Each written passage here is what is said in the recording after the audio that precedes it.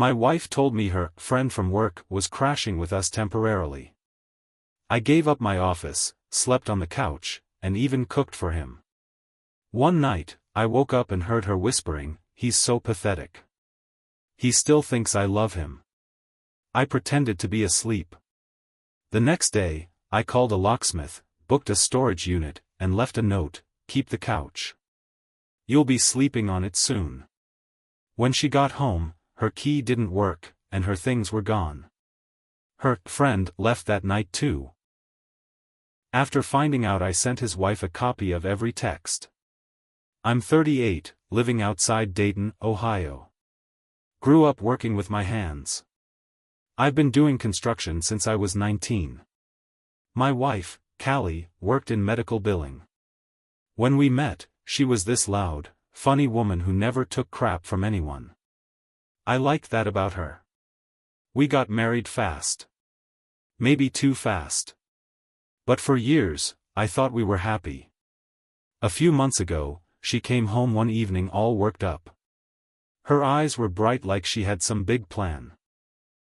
"Hey," she said, dropping her purse on the counter. "Drew from work needs a place to stay for a while." I was sitting at the kitchen table, drinking coffee, half listening. "Who's Drew?" She waved her hand like it was nothing. "Just a guy in accounting. His wife threw him out. He's sleeping in his car right now. I told him he could crash here until he figures stuff out." I frowned. "Where's he gonna sleep? We don't exactly have a guest room." "You could move your stuff out of the office," she said, smiling like it was no big deal. "Come on, babe. It's just temporary." I should have said no. But I didn't. I spent that weekend clearing my office, cramming everything into the garage. I slept on the couch the first night Drew moved in so he could have the bed. He showed up with 2 trash bags full of clothes and a guitar. He was skinny, pale, with messy hair and these dumb tattoos all over his arms. He smelled like cheap cologne and desperation. "Hey, man," he said, shaking my hand. "Thanks for this. You're a lifesaver." I nodded, but my gut twisted a little. Over the next few weeks, things got weird. Callie spent more time with him than with me. They'd cook dinner together, laugh at inside jokes I wasn't part of. If I sat down to watch TV, Drew was already there. If I made plans for me and Callie, she was too tired or had work stuff. One night, I came home from a 12-hour shift to find them playing cards at the kitchen table. My steak dinner was cold on the counter. They didn't even look up when I walked in. And then came the night everything changed. It was a Friday. I had just finished another brutal week, and all I wanted was to sleep. I passed out on the couch around 10 p.m. Around 2 a.m., I woke up, thirsty as hell. As I sat up, I heard voices, low, whispering, from the kitchen. I moved slowly. My feet barely touched the ground as I crept toward the noise. Then I heard Callie's voice, sharp and cruel. "He's so pathetic. He still thinks I love him." My whole body went numb. Then Drew's voice, laughing low. "Don't worry. He's too stupid to figure it out." I backed up like a coward. Slid down onto the couch and pulled the blanket over my head, heart racing so hard I thought it would explode. I stayed like that for hours, staring at the dark. All of it went into boxes. I didn't take her stuff. I didn't even touch it. By 5 p.m., my truck was loaded. I stood in the living room one last time, looking around at the empty shelves, the sad little couch I had been sleeping on for months while my wife whispered about me behind my back. I grabbed a piece of paper and a pen. I wrote, "Keep the couch. You'll be sleeping on it soon." I left it on the kitchen table. Then I walked out the door and didn't look back. That night, my phone blew up. First it was texts. "Where are you? What is happening?" Then calls. 30. 40. 50 missed calls. I turned the phone off and sat alone in a crappy motel outside of town, eating a gas station sandwich, staring at the TV without seeing it. The next morning, I turned the phone back on for one reason. I wasn't done yet. I went through our cell phone plan online. Downloaded every message I could find. Hundreds of texts between her and Drew. Stuff I wouldn't wish on my worst enemy. Not just the dirty stuff, but the cruelty. The jokes. The way they laughed about me. About how easy it was. And Drew's wife? She was still wearing his last name on Facebook. I sent her everything. Every text. Every photo. Every disgusting word. An hour later, I got a notification from the Ring doorbell app. Even though I wasn't living there, I still had the app on my phone. I watched as Drew showed up in the driveway, arguing with Callie.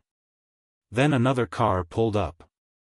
A woman got out, screaming, swinging a purse at Drew. I couldn't hear the words, but I didn't need to. Drew packed his crap in less than 15 minutes. Callie tried to stop him, grabbed his arm, begged him not to go. He shoved her off and left.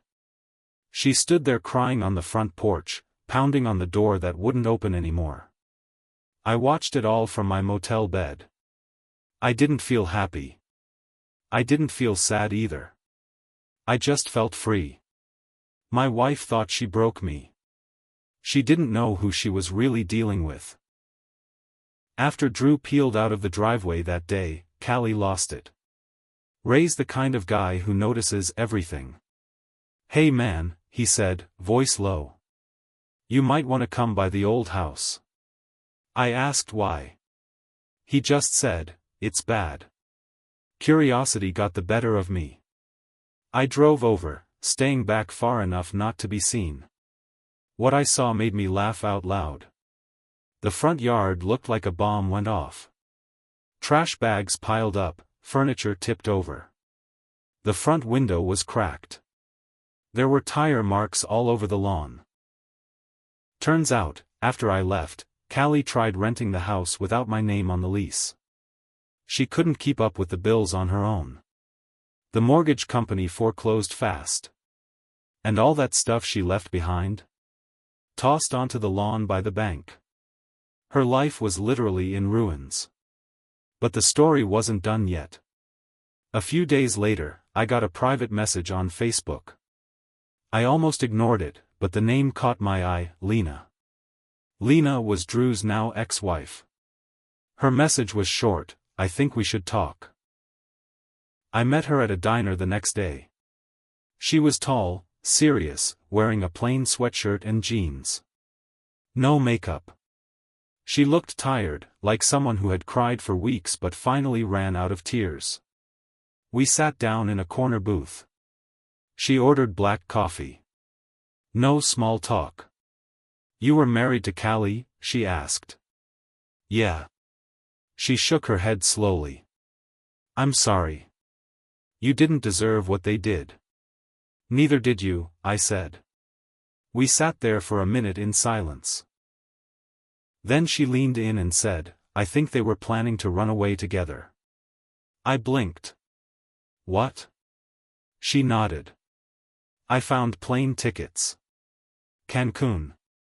2 one-way tickets. They were gonna leave us both." It hit me like a brick to the face. They didn't just betray us. They planned to throw away their entire lives, their families, everything, without even a goodbye. Lena reached into her bag and pulled out a folder. Inside were copies of bank statements. I recognized Callie's handwriting. Turns out, she had been siphoning money from our joint account. Small amounts at first. $20 here, $50 there. Then bigger. Hundreds at a time. Over the past 6 months, she drained almost $9,000. That money? Gone. Plane tickets? Bought with our savings. I sat there, fists clenched under the table, seeing red. She nodded. Yeah. Found them in Drew's truck before he came home that night. I canceled the flight. Got a partial refund. But I made copies. Not just any lawyer. My uncle put me in touch with a real pit bull. Someone who specialized in asset recovery and divorce fraud. I laid it all out, the texts, the money trail, the plane tickets, everything. He looked through it all, nodding slowly. You've got a case for marital fraud and theft, he said. Depending on how much she took and how she spent it, you could push for criminal charges. We'll also lock up her access to anything tied to your name, bank, property, credit. I nodded. Do it. And what do you want from her? He asked. I looked him dead in the eye. Everything she thought she was gonna get. And more. By Wednesday, the papers were filed. By Thursday, her accounts were frozen. By Friday, the cops were knocking on her sister's door. Callie showed up to court the following week, looking like a ghost. Messy bun, stained hoodie, no makeup. Like someone had punched the life out of her. She saw me sitting with my lawyer and tried to come over. I stood up, looked her in the face, and said, "Talk to my attorney." Her eyes went wide. She looked like she wanted to cry, scream, collapse, all at once. Too late. The judge read the charges. She was being sued for fraud and theft. I was filing for divorce with cause. I wanted everything, the house, already foreclosed, the car, still in my name, and even repayment of the stolen money. Her lawyer tried to argue she had joint access to the funds. But the paper trail was too clear. She took the money, hid the spending, and tried to disappear with another man. The judge sided with me. She was ordered to repay every penny, plus legal fees. The Cancun plan didn't just fail. It blew up in her face. But I wasn't done yet. Because there was still one person walking around like he got off easy. Drew. After his wife threw him out, he moved into a rundown apartment on the edge of town. Word was he lost his job. His reputation at work was toast. Nobody wanted to deal with him after everything came out. Still, he hadn't faced real consequences. Yet. So I made one last move. I filed a restraining order, against both Callie and Drew. I used the messages, the threats they made after I left, and Lena backed up every word. With the court order in place, Drew couldn't contact me, couldn't come near my home, and couldn't show up at any job site I worked at. But that wasn't the final blow. The final blow came when Lena and I found out Drew had applied for a loan, using his soon-to-be ex-wife's social security number. That's federal. Lena filed a report. Then a second. Within weeks, Drew had a warrant out for identity fraud. And just like that, he was the one running. At first, I thought maybe Callie had finally given up. Maybe she accepted it was over. Maybe she realized I wasn't the man she thought she could walk all over. But one night, around 11 p.m. there was a knock at my apartment door. Boomer, my old dog, went crazy, barking and scratching at the door. I looked through the peephole. It was her. Callie. Standing there, hair stringy from the rain, makeup smeared, wearing a giant hoodie that probably wasn't even hers. I didn't want to open it. Every part of me said, walk away. Don't give her a chance to speak. But something made me do it anyway. I cracked the door an inch. What do you want? I asked flatly. She sniffled, wiping her face with her sleeve. Please, can we just talk? I didn't move. Talk about what? About how you screwed me over? Lied to me? Stole from me? Her shoulders shook. I was stupid, okay? I didn't know what I was doing. I was lonely. I made mistakes. But I didn't think it would end like this. I stared at her, feeling nothing. You didn't think you'd get caught, I said. That's what you mean. She shook her head. Please. Just 5 minutes. I almost closed the door. Almost. But I remembered something my lawyer said, get everything in writing. So I opened the door wider and said, you want to talk? Fine. But inside? No way. I grabbed my phone, hit record, and stepped outside onto the covered porch.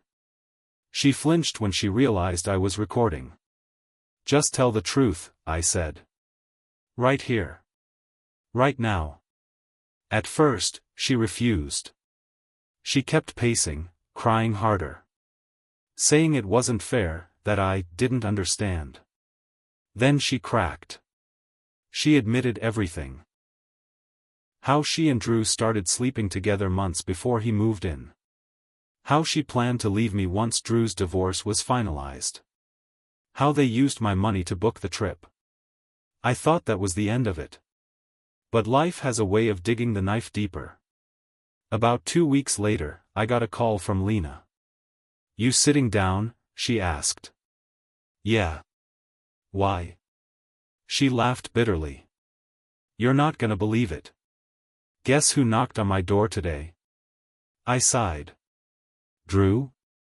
Bingo. Turns out, after getting dumped by everyone else, Drew went crawling back to Lena. Standing on her porch, crying, saying he made a mistake and missed the life they had. Lena told me she laughed in his face. You think you're the only one who can serve revenge cold? She said. I made him stand there for 5 minutes while I pretended to think about it. Then I called the cops. Apparently Drew ran before they could get there, but the warrant's still active. Good luck hiding forever, buddy. In the meantime, something surprising happened between me and Lena. We started talking more. At first, it was just venting. Swapping war stories. Trading legal advice. Laughing at how bad we both got screwed over. Then it turned into coffee. Then late-night texts. Then actual real conversations, about life, family, dreams we used to have before our spouses crushed them. It wasn't romantic. Not yet. It was something better. Real. Two broken people, dragging themselves back from hell, finding something to smile about again. But the past wasn't done with me yet. One night, I was sitting in my apartment, watching TV with Boomer snoring at my feet, when a message popped up on my new number. No name. Just a number I didn't recognize. You think you won? You ruined everything. I hope you die alone. I stared at the screen for a second. Then another message, you were nothing but a paycheck. He made me feel alive. You made me feel trapped. It was Callie. Still blaming me. Still refusing to face what she did. I didn't respond. Didn't block her either. I kept the messages. Evidence. Because if I've learned anything through all of this, it's that people like her don't just go away quietly. They wait. They plot. They come back when you least expect it. And when they do, you better be ready. Just when I thought it was over, she showed me how far she would really go. After Callie's twisted messages, I thought maybe she'd finally gotten it out of her system. I was wrong. A few weeks went by. I started sleeping better. Started living again. Lena and I even took Boomer to a lake one weekend, fishing poles and all. It felt good. Normal. Like life was moving forward. Then one night, around 3 a.m., I woke up to my phone vibrating like crazy. I should have burned it all down when I had the chance. I sat there in the dark, heart hammering. Burn it all down? Was she serious? The next morning, I drove by the old house, the one the bank repossessed. The one Callie had been locked out of. And that's when I saw it. Charred wood. Ash everywhere. Yellow police tape around what was left of the front porch. Someone had tried to set fire to it. It didn't spread, thank God, but the fire department was already involved. It didn't take a genius to guess who the prime suspect was. I called my lawyer. Filed a police report. Handed over the voicemails. By the end of the week, there was an active investigation. Callie wasn't arrested yet, but she was definitely on their radar. Meanwhile, Lena and I kept talking. She knew the danger too. "You think she'd come after you directly?" she asked one night over the phone. "I don't know," I said honestly. "I wouldn't put anything past her anymore." "Maybe you should get security cameras," she said. "Not just at the apartment. Everywhere you go." I already had one on my front door, but she had a point. I bought 2 more cameras. One for the back of the building. One inside, pointed at the door. I wasn't gonna be caught off guard again. Then, 2 days later, it happened. I came home from work, tired, dirty, wanting nothing but a cold beer and a hot shower. I pushed open my apartment door, and froze. The place smelled wrong. Like old perfume. Like anger. Boomer growled low from inside the bedroom. I crept forward, slow. The couch was torn up. My clothes were slashed and thrown across the floor. The TV screen was shattered. My coffee table, smashed into splinters.